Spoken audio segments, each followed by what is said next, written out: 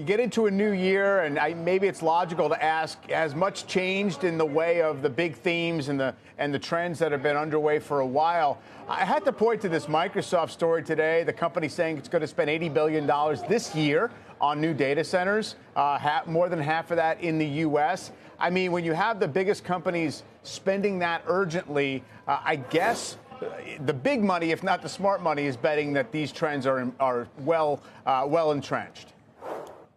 First, thanks for having me and Happy New Year. And yes, to your point, without question, we've seen the momentum building up. We saw early on experimentation, but now we're actually seeing full-scale deployment rapidly. And I think the investment by Microsoft, at least the announced investment, reflects that. And then how do we think about, I know it's almost become trite now to talk about, the expected return on this spending and the payoff, and presumably they feel as if they have to do it and know how to get paid for it. But what does it mean for other players? I mean, these companies like Microsoft, like Amazon, for a long time, or Meta for sure, were seen as just these kind of virtual platforms, these profit machines that just sustain themselves. It was all network effects. And now they're spending tens of billions each to create physical infrastructure with the hope of getting paid down the road. Does it change the basic equation in terms of how we should think about these businesses? Well, that's a good point. When we think about the models that were most attractive, these are what we like to call increasing returns models, where the ability to write code once and to be able to deploy it as many times as possible was the reason that we saw such incredible margins from these companies. And the infrastructure required was not as significant as the need is today, to your point about the rapid growth of the services that revolve around AI.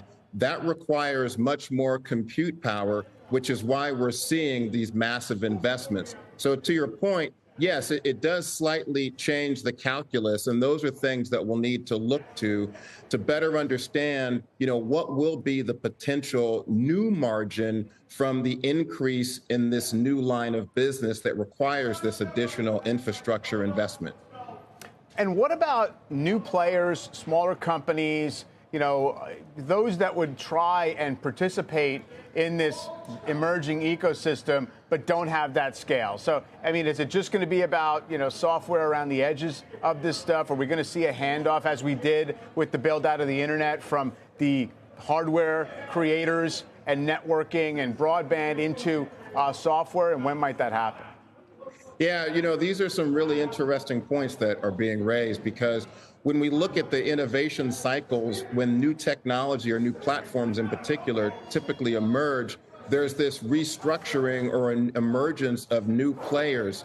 The challenge that we see today is that some of the requirements that we've talked about, particularly those infrastructure requirements, are just so massive in terms of the amount of capital required.